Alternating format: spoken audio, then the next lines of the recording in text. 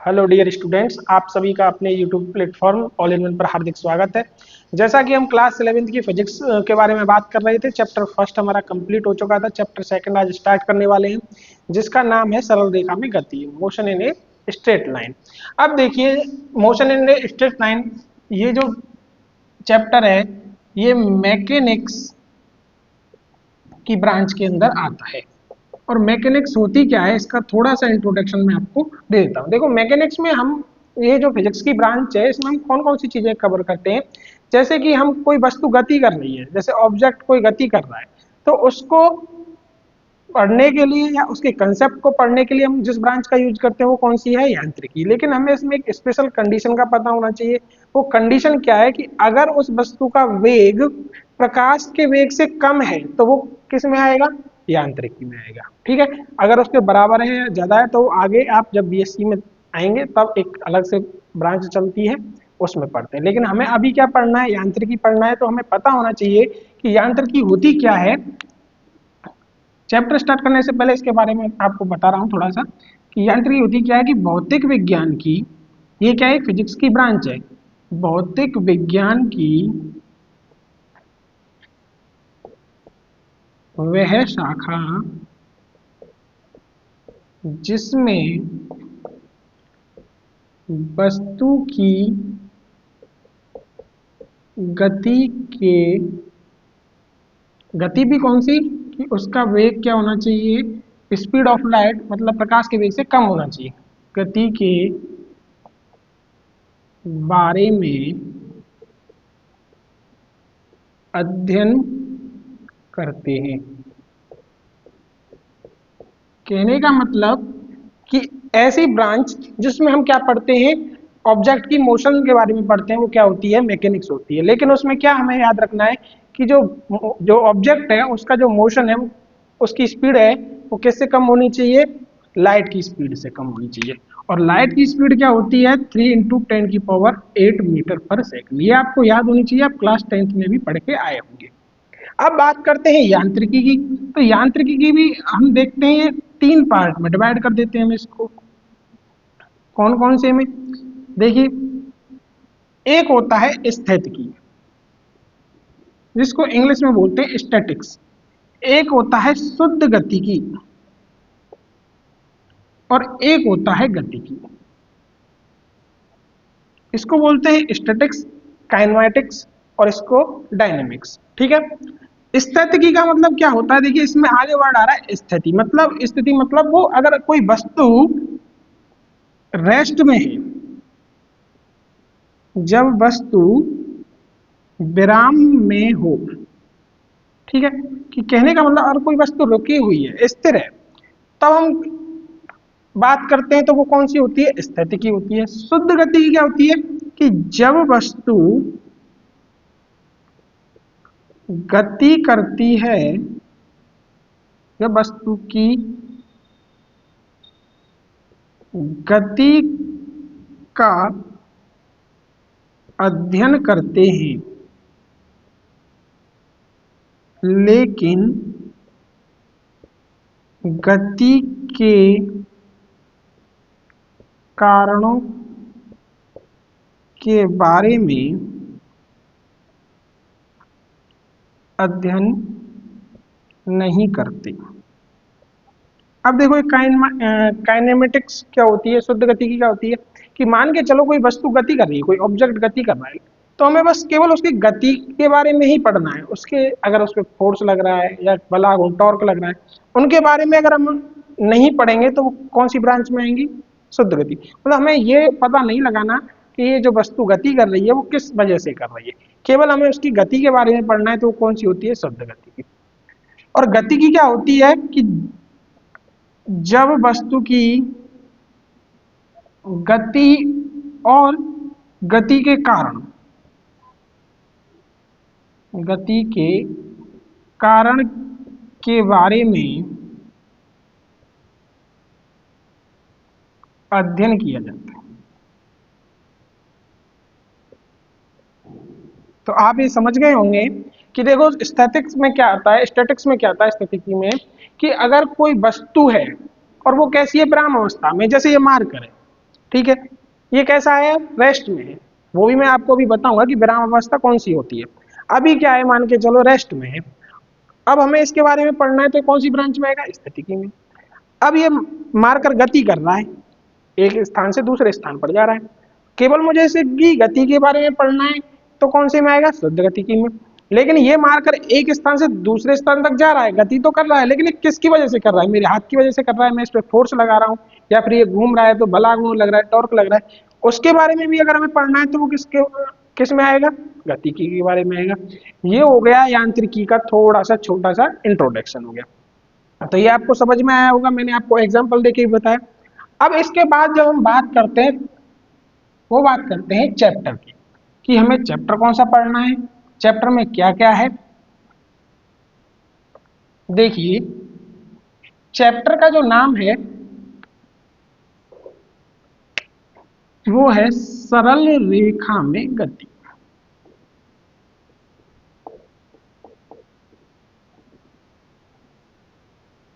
अगर मैं ये बोलूं आपको कि क्लास 11th का जो मेन सिलेबस है वो यहीं से स्टार्ट होता है, तो ये कहना बिल्कुल गलत नहीं होगा। क्योंकि जो चैप्टर हमने फर्स्ट पढ़ा था, यूनिट एंड मेजरमेंट, वो एक ऐसा चैप्टर है जिसको हम बेसिक भी मान सकते हैं कि वो क्लास 11th में भी काम आएगा, 12th में। कहने का मतलब जब तक आप फिजिक्स पढ़ते रहेंगे तब तक वो यूनिट एंड डायमेंशन मेजरमेंट वो आपके काम आते जाएंगे। लेकिन क्लास 11th का जो सिलेबस है वो मेनली यहाँ से स्टार्ट होता है। यूनिट एंड डायमेंशन हम ये मान लो कि जब तक हम फिजिक्स पढ़ते रहेंगे हम उसको पढ़ते रहेंगे, क्योंकि उसमें फिजिकल क्वांटिटी आएंगी और उनके यूनिट एंड डायमेंशन हमें पढ़ने होंगे। तो आज हम जो स्टार्ट कर रहे हैं सरल रेखा में गति, motion in a straight line, तो इसके इंट्रोडक्शन की बात कर लेते हैं, परिचय की बात कर लेते हैं कि हमें इसमें पढ़ना क्या क्या है। तो देखिए, सरल रेखा में गति, सबसे पहले हमें देखना है विराम अवस्था, ठीक है, इसको रेस्ट बोलते हैं। अगर हमें विराम अवस्था के बारे में पढ़ना है तो गति के बारे में भी पढ़ना पड़ेगा, जिसको हम बोलते हैं मोशन। इसके बारे में पढ़ लिया तो हमने देखिए शुरू से हम देखते आए हैं, दूरी की बात की थी हमने, और किसकी बात की थी, विस्थापन की बात की थी, डिस्टेंस एंड डिस्प्लेसमेंट। फिर हम बात करते हैं चाल की भी बात करेंगे और वेग की भी बात करेंगे। फिर हम बात करेंगे इनके, देखो तात्क्षणिक वेग की भी बात करेंगे, औसत वेग की बात करेंगे, वो इसी में कवर हो जाएगा। फिर हम बात करेंगे एक्सीलरेशन, त्वरण के बारे में बात करेंगे। तो इनके जो बात करेंगे वो देखो एवरेज की भी बात करेंगे, तात्क्षणिक की भी बात करेंगे, औसत की भी बात करेंगे।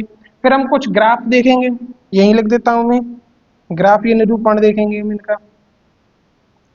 ऐसे करके हम ये पूरा चैप्टर कंप्लीट करेंगे, और बीच बीच में हम क्या करेंगे, न्यूमेरिकल्स भी करेंगे। तो आज जो स्टार्ट कर रहे हैं वो केवल इंट्रोडक्शन पार्ट, परिचय स्टार्ट कर रहे हैं। और परिचय भी कहां से स्टार्ट होता है, वो स्टार्ट होता है विराम अवस्था से, कि विराम होता क्या। देखिए, विराम के बारे में बताने से पहले एक अपने साइंटिस्ट हुए थे जिनका नाम आपने सुना होगा, अल्बर्ट आइंस्टीन। उन्होंने एक सेंटेंस बोला था, स्टेटमेंट दिया था कि इस भौतिक जगत में, मतलब संसार में जितनी भी जो चीजें हैं वो रिलेटिव हैं, एब्सोल्यूट का कोई मीन नहीं है। कहने का मतलब कि जितनी भी फिजिकल क्वांटिटी हैं वो कैसी हैं, रिलेटिव हैं, मतलब सापेक्षिक हैं। एब्सोल्यूट मतलब यथार्थता का कोई मतलब नहीं है। जैसे कि एक छोटा सा एग्जांपल मैं देता हूं कि यहाँ से जयपुर कितना दूर है, तो आप कहेंगे 180 है, 200 है, 250 है, तो सभी अपने अपने अनुसार बताएंगे कि आपके यहाँ से कितना है। आपने क्या किया, मैंने जैसे मेरे अनुसार बताया कि 200 किलोमीटर दूर है, आपने क्या किया, अपने अनुसार बताया 300 किलोमीटर। लेकिन एक्चुअल में कितना दूर है वो कोई नहीं बता सकता, क्योंकि हमें किसकी बात करनी है, किसी एक बिंदु के सापेक्ष की बात करनी है, संदर्भ की बात करनी है कि यहाँ से कितना दूर है। जैसे बात करते हैं, आपने एक एग्जाम्पल बचपन से देखा होगा कि कोई व्यक्ति प्लेटफॉर्म पे खड़ा है और उसके सामने से कोई ट्रेन गुजर रही है, उसमें एक बंदा बैठा है, तो वो उसके सापेक्ष कितनी गति कर रहा है। मतलब सापेक्ष, हमें ये जो शब्द है इसके बारे में आज हम थोड़ा सा जानेंगे। सापेक्ष का मतलब क्या होता है कि एक, देखिए हम आगे भी पढ़ेंगे, निर्देश तंत्र में फ्रेम ऑफ रेफरेंस, किसी भी की स्थिति बतानी हो, या रेस्ट में बताना हो, या फिर गति में बताना हो कि कोई वस्तु गति में है या रेस्ट में है, उसके लिए हमें एक फ्रेम ऑफ रेफरेंस, निर्देश तंत्र की आवश्यकता होती है, जिसको हम बोलते हैं, ये जो सापेक्षिक वर्ड हमने यूज किया था वो उसी के आधार पे किया था। जैसे मान के चलिए मैं कहता हूं कि मैं आपके सामने खड़ा हूं, तो मैं एक स्थिर अवस्था में खड़ा हूं, आप मेरे सामने बैठे हैं या ये कैमरा आप जो वीडियो रिकॉर्ड कर रहा है ये क्या है, स्थिर अवस्था में। ये मैं कब बोल सकता हूँ कि ये मेरे सापेक्ष बोल सकता हूँ कि मेरे सापेक्ष कैमरा स्थिर अवस्था में, कैमरे के सापेक्ष मैं स्थिर अवस्था में हूँ। लेकिन अगर आप अर्थ से बाहर चले जाएं, अर्थ से बाहर चले जाएं और तब हमें देखें, कैमरे को भी देखें, मुझे भी देखें, तो मैं आपको क्या होऊंगा, एक मोशन करता हुआ या गति करता हुआ आपको दिखूंगा। या फिर आप मेरे सामने कहीं बैठे हुए हैं, ठीक है, तो मेरे सापेक्ष आप कैसे हैं, रेस्ट में हैं। लेकिन अगर हमारे साइड से कहीं गाड़ी जा रही है, उसमें अगर कोई बंदा बैठा हुआ है, वो आपको देखेगा तो आप कैसे हैं, मोशन में हैं। और एग्जांपल मैं आपको देता हूं, जैसे कि देखिए कोई एक ट्रेन है, ठीक है, ये कोई ट्रेन है। अब इसमें पर्सन 1 और पर्सन 2 बैठे हुए हैं और एक पर्सन प्लेटफॉर्म पे खड़ा हुआ है।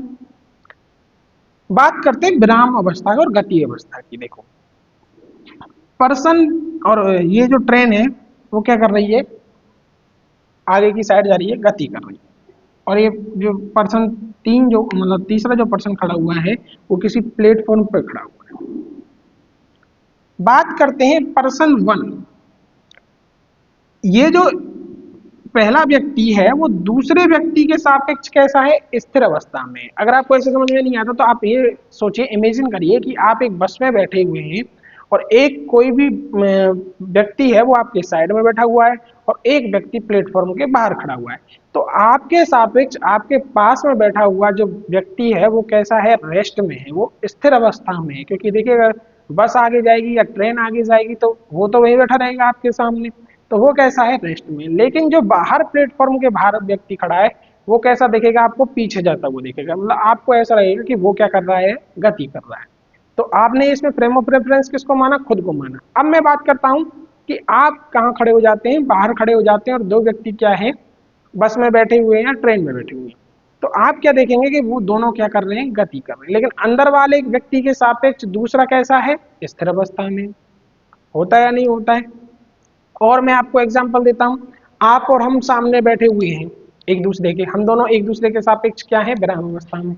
लेकिन अगर तीसरा व्यक्ति कोई हमें चंद्रमा से देखे, मून से देखे, तो देखो पृथ्वी क्या करती है, गति करती है, तो उसको हम दोनों कैसे नजर आएंगे, गति करते हुए नजर आएंगे। क्योंकि उसने फ्रेम ऑफ रेफरेंस किसको माना है, चंद्रमा को माना है, और हमने फ्रेम ऑफ रेफरेंस किसको माना है, पृथ्वी को माना है। तो हम ये बिल्कुल नहीं कह सकते कि ये वस्तु गति कर रही है, ये वस्तु विराम अवस्था में। ये हम कब कहेंगे, जब हम देखेंगे कि उसका फ्रेम ऑफ रेफरेंस कहाँ है, हम उसको कहाँ से देख रहे हैं।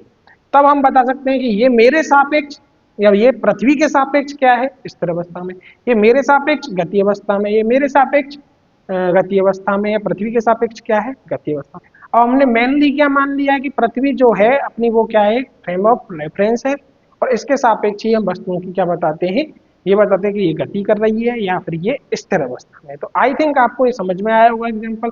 विराम अवस्था होती क्या है। अब देखिए इसकी अगर मैं डेफिनेशन लिखना चाहूं तो क्या लिखूंगा कि जब वस्तु की स्थिति, जब वस्तु की स्थिति समय के साथ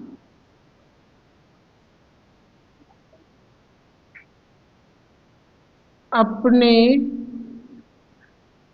आस पास के वातावरण से परिवर्तित ना हो,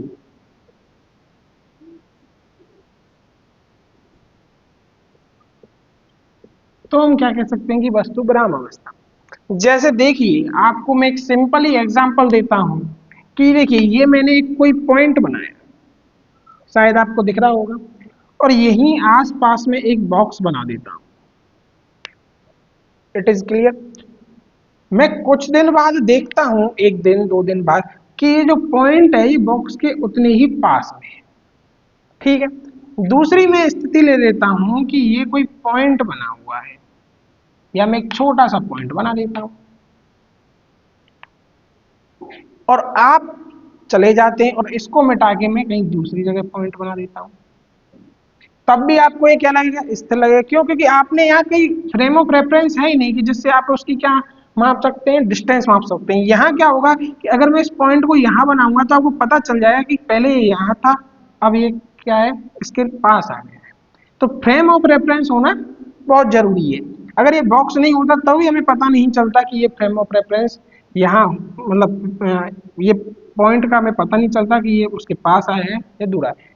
और एग्जाम्पल देता हूं, जैसे कि आप नॉर्मली आप देखते हैं घरों के बाहर गाड़ियां खड़ी होती हैं, अगर कोई पेड़ है,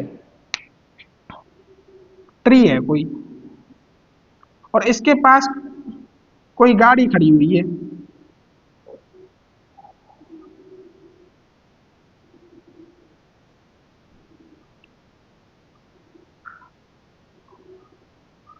गाड़ी नहीं बन रही, ठीक है, आप एग्जाम्पल के लिए मान लेना ये कोई गाड़ी खड़ी हुई है। आपको पता है ये पेड़ से कितनी खड़ी हुई है, 5 मीटर दूरी पे खड़ी हुई है। कुछ दिन बाद आप देखते हैं तब भी ये 5 मीटर दूरी खड़ी हुई है, तो इसका मतलब ये क्या है, विराम। आपने कैसे पता लगाया कि पेड़ से कितनी खड़ी हुई है, यहाँ फ्रेम ऑफ रेफरेंस क्या हो गया आपका, पेड़ हो गया।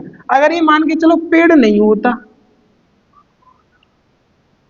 तो क्या आप बता सकते थे कि ये गाड़ी विराम अवस्था में या फिर गति अवस्था में, आप नहीं बता सकते, क्योंकि इसकी स्थिति अगर हम परिवर्तित कर देते तो आपके आसपास या कोई ऑब्जेक्ट नहीं होता, तो आप ये नहीं बता सकते कि ये पहले भी यहीं खड़ी थी या इसने अपने स्थिति में चेंज किया है।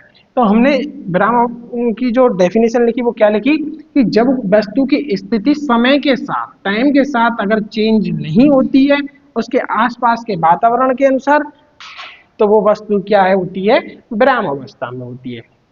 और इसको हम इंग्लिश में क्या कहते हैं, रेस्ट। ठीक है। दूसरी मैं डेफिनेशन की बात करूं, गति। तो जैसे हमने विराम को डिफाइन किया, ऐसे ही हम किसको डिफाइन करते हैं, गति को डिफाइन करते हैं।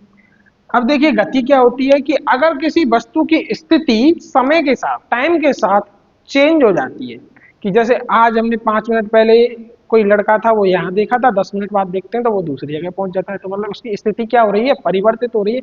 इसका मतलब वो जो पर्सन है वो कैसा है, गतिशील है। इसमें हम क्या लिखते हैं कि जब वस्तु की स्थिति समय के साथ अपने आस पास के वातावरण से परिवर्तित होती है, तो वस्तु कैसी है, गतिशील है, गति में। ये दोनों डेफिनेशन आपको क्लियर होनी चाहिए, क्योंकि ये जो चैप्टर है उसका क्या है, ये बेसिक है। और हमारा जब बेसिक क्लियर नहीं होगा, हमें यही नहीं पता चलेगा कि ये वस्तु गति में या विराम अवस्था में, तो हम आगे उसमें नहीं आगे अच्छे ढंग से बढ़ सकते। क्योंकि हमें लास्ट में हम देखेंगे इस चैप्टर में हमें क्या पढ़ना है, इक्वेशन ऑफ मोशन, गति के समीकरणों के बारे में भी, या समीकरणों के बारे में भी पढ़ना है। तो हमें ये पता होना चाहिए कि ये विराम अवस्था में या गति अवस्था में। अब बात कर लेते हैं टाइप्स ऑफ मोशन की, गति की प्रकार के बारे में। अब गति के कौन कौन से प्रकार होते हैं सर, देखो।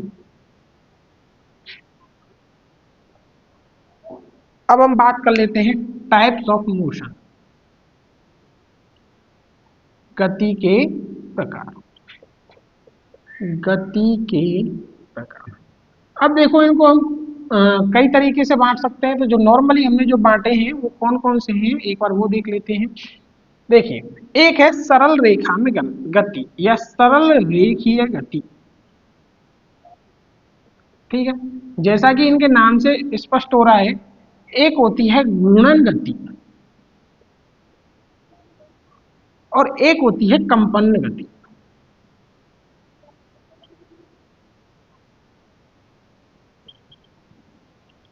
तो देखिए सरल रेखा में गति इंग्लिश में क्या बोलते हैं, जैसा कि चैप्टर का ही नाम है, स्ट्रेट मोशन। घूर्णन गति को सर्कुलर मोशन भी बोल सकते हैं, रोटेशन मोशन भी बोल सकते हैं। और कंपन गति को आप क्या बोल सकते हैं, वाइब्रेशनल मोशन,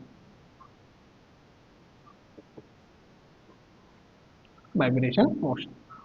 अब इन तीनों में अंतर क्या, देखिए सरल रेखीय गति हम जानते हैं कि अगर कोई गति एक रेखा में हो, जैसे कि कोई गाड़ी है और वो सीधी सड़क पे चल रही है, तो वो कौन सी गति होती है, सरल रेखा में। जैसे कि मैं यहां से सीधा चलता हुआ इस एज तक, कोने तक आता हूं। तो ये मेरी जो गति है वो कैसी है, सरल रेखा में गति है। मैं एक लाइन के अलोंग क्या कर रहा हूँ, ट्रेवल कर रहा हूँ, मतलब एक स्थिति से दूसरी स्थिति में जा रहा हूँ, बिल्कुल स्ट्रेट लाइन में जा रहा हूँ। तो वो कौन सी गति होती है, सरल रेखीय गति होती है। इसकी हम डेफिनेशन क्या लिखेंगे, जब वस्तु सरल रेखा के अनुदिश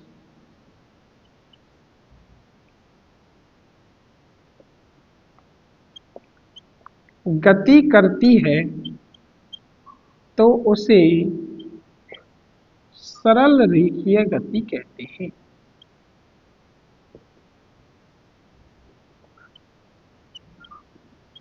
इसके एग्जाम्पल हम अगर देखें तो क्या होगा कि धागे पर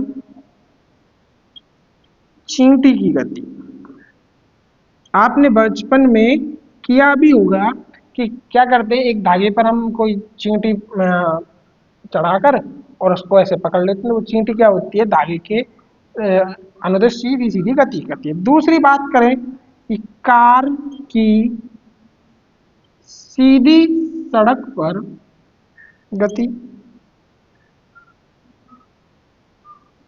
सीधी सड़क क्यों बोला, अगर डायरेक्ट सड़क बोले तो देखो सड़क वृत्ताकार भी हो सकती है, कैसी भी हो सकती है, लेकिन कैसी होनी चाहिए, सीधी सड़क। एक आपने देखा होगा आनत तल, बचपन में आपने फिसल पट्टी देखी होगी, उस पर फिसलते हैं तो वो क्या होता है, एक आनत तल होता है। आनत तल क्या होता है, किसी एंगल पर झुका हुआ प्लेन होता है। तो ठीक है, आनत तल पर गति या आनत गति, ठीक है, वो भी क्या होती है, एक सीधी रेखा में होती है, आनत तल पर गति। इट इज क्लियर, आपको समझ में आया होगा कि सरल रेखीय गति क्या होती है। ठीक है, अब हम बात करते हैं घूर्णन गति, सर्कुलर मोशन की।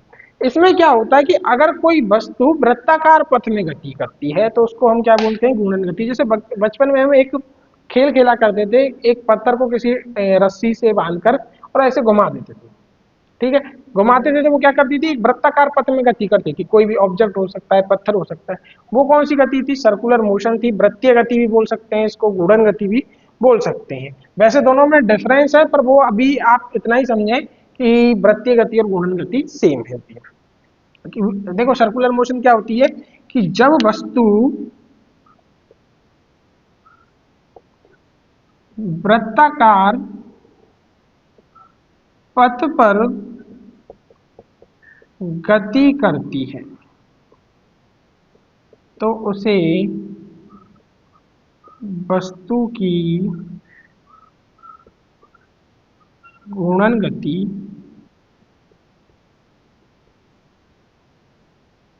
कहते हैं। एग्जाम्पल देखो, झूले की गति, झूले की गति जैसे आपने देखा होगा कि मेले वगैरह में झूले आते हैं, वो राउंड राउंड घूमते हैं। वृत्ताकार की वृत्ताकार पथ पर गति, और अभी मैंने बताया जैसे कि किसी पत्थर को अगर हम धागे में बांधकर गोल गोल घुमाते हैं तो वो भी कौन सी गति होती है, सर्कुलर। कंपन गति क्या होती है कि अगर कोई भी, जैसे रस्सी है, ये रस्सी मैंने दो सिरों से बांध दी और इसको मैं पकड़ के छोड़ देता हूं तो क्या करती है, ये दोनों तरफ क्या करती है, कंपन करती है। मतलब अपनी मूल अवस्था के इर्द गिर्द जो गति करती है उसको हम क्या बोलते हैं, कंपन गति बोलते हैं। या फिर आपने अच्छा एक एग्जांपल देखा भी होगा घरों में कि एक घड़ी होती है, जैसे कोई घड़ी है, ठीक है, और सही से बना देता हूं, ठीक है, और इसमें एक पेंडुलम लटका होता है नीचे, ठीक है, उसकी भी गति कौन सी होती है, कंपन गति। वो तो जब वस्तु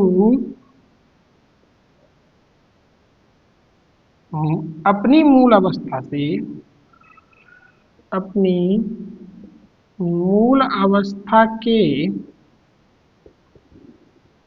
इर्द गिर्द गति करती है तो उसे वस्तु की कंपन गति कहते हैं। एग्जाम्पल क्या है इसके, सिंपल पेंडुलम है, सरल लोलक है, स्प्रिंग भी है कि अगर हम किसी स्प्रिंग को दबा के छोड़ देते हैं तो बार बार ऐसी गति करती है, उसको हम क्या बोलते हैं, कंपन गति। देखिए सरल रेखा में गति, जैसे मार्कर है एक सीधी अगर इस पे मैं किसी चींटी को चलाता हूं तो सीधी रेखा में गति करती है, जैसे मैं सीधी रेखा। एक होती है वृत्ताकार गति की ऐसे ऐसे घूम रहा है, और कंपन गति मतलब ऐसे ऐसे घूम रहा है। तो तीन तरह की गति हो गई अपनी, तीनों आपको समझ में आई होंगी, मैंने एग्जाम्पल देके ही बताया था। अब देखिए ये तो टाइप हुए नॉर्मली, ठीक है। अब हम देखते हैं कि गति के जो टाइप्स होते हैं वो और कौन से होते हैं। वो होते हैं डायमेंशन, विमा के आधार पर, ठीक है, अक्ष के आधार पर। जैसे आपने पढ़ा भी होगा, एक विमीय, द्विविमीय, त्रिविमीय। इनका मतलब क्या होता है वो भी मैं आपको बताऊंगा, क्योंकि हमें क्या पढ़ना है, बेसिक से पढ़ना है और एडवांस लेवल तक जाना है। तो देखिए विमा या फिर बोले तो अक्ष के आधार पर गति के प्रकार, ठीक। अक्ष या फिर विमा के आधार पर देखें तो देखिए ये भी कितने टाइप के होते हैं, तीन टाइप के होते हैं। और तीन टाइप के कौन कौन से होते हैं, देखिए एक विमीय गति,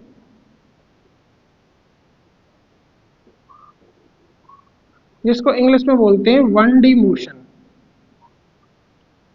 ठीक है। एक होती है द्विविमीय गति, जिसको इंग्लिश में बोलते हैं टू डी मोशन। और एक होती है त्रिविमीय गति, थ्री डी मोशन।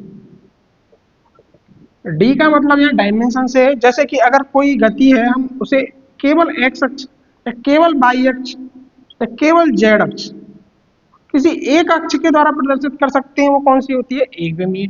जिसमें हमें दो विमाओं की आवश्यकता पड़े, मतलब या तो एक्स वाई की जरूरत पड़े या वाई जेड की जरूरत पड़े या एक्स जेड की जरूरत पड़े, वो होती है दो विमीय। इसमें क्या है, दो विमा है।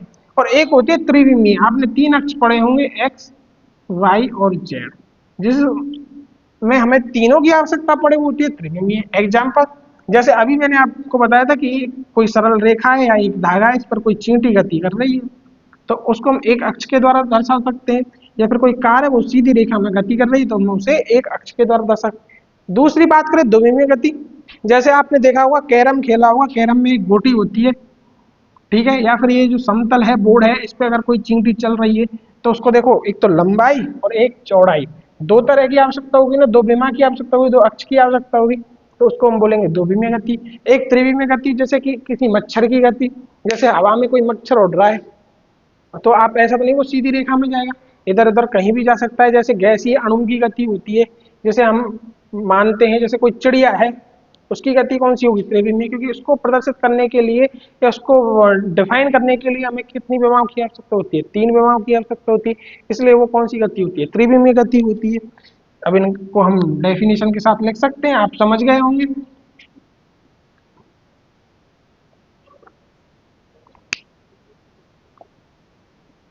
ऐसी गति जिसको प्रदर्शित करने के लिए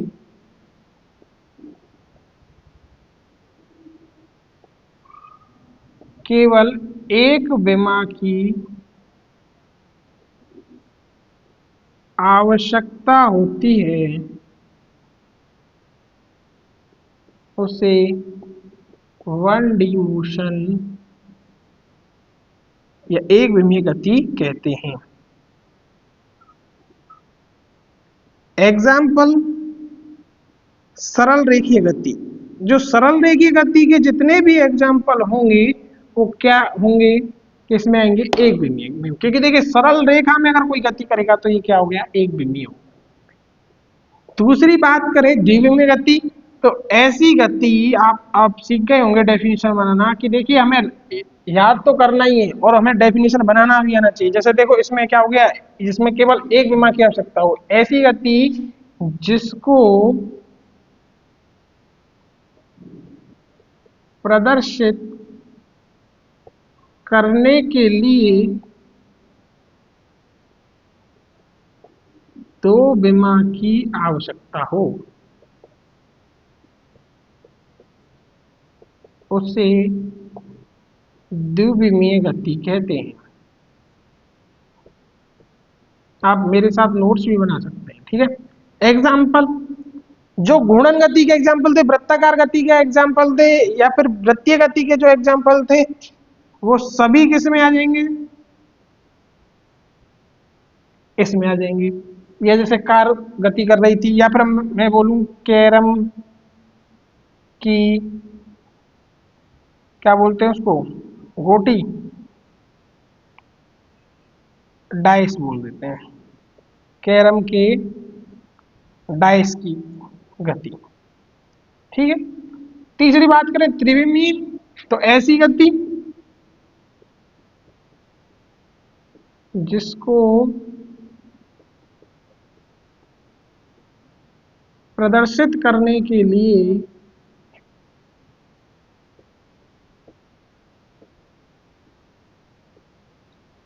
तीन विमाओं की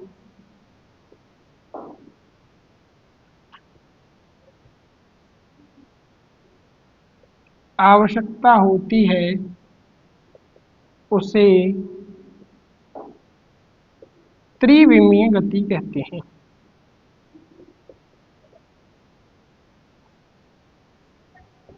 एग्जाम्पल अगर हम देखें तो एग्जाम्पल क्या होंगे, जैसे मान के चलो मच्छर की गति, ठीक है,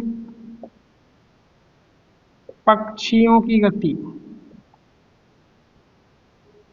ये इसके क्या हो जाएंगे बच्चों, एग्जाम्पल हो जाएंगे।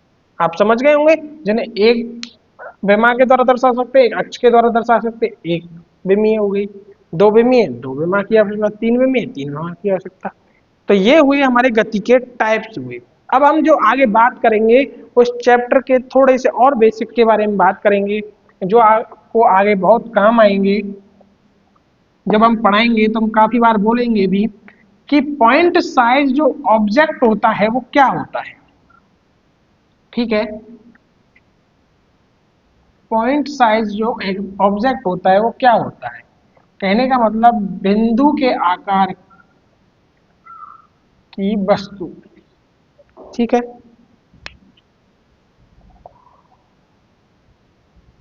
बिंदु आकार की वस्तु, इंग्लिश में क्या बोलते हैं इसको, पॉइंट ऑब्जेक्ट बोल दो या पॉइंट साइज ऑब्जेक्ट बोल दो, बात एक।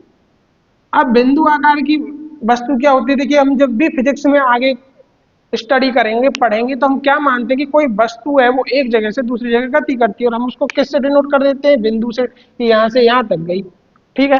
तो उसको हम क्या मान लेते हैं कि जो वस्तु है वो कैसी है, बिंदु के आकार की है। इसका मतलब क्या होता है, बिंदु आकार हम कब मानते हैं, कि अगर कोई वस्तु ऐसी है जो गति कर रही है और उसने जितनी भी डिस्टेंस ट्रेवल की, जितनी भी डिस्टेंस ट्रेवल की, अगर हम उसको मापें, उस माप, जैसे मान के चलिए एग्जांपल देते हैं कि कोई एक ट्रेन है, वो 1000 किलोमीटर जाती है एक जगह से दूसरी जगह तक, और ट्रेन की लंबाई कितनी है, 1 किलोमीटर की है।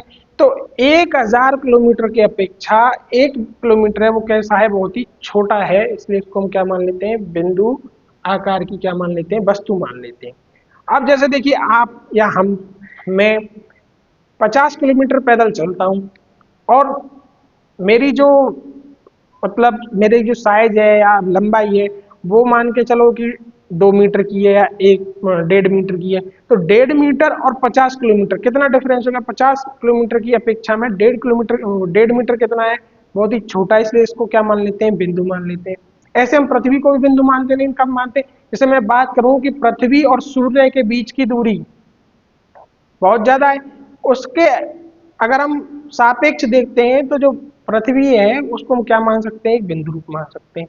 कहने का मतलब कि अगर कोई ऑब्जेक्ट कई सैकड़ों गति कर रहा है तो उसके सापेक्ष उस वस्तु की अगर लंबाई चौड़ाई जो भी है वो बहुत छोटी है, बहुत नगण्य है, तो उसको हम क्या मान लेते हैं, बिंदु आकार मान लेते हैं। इसको लिखेंगे कैसे, कि जब वस्तु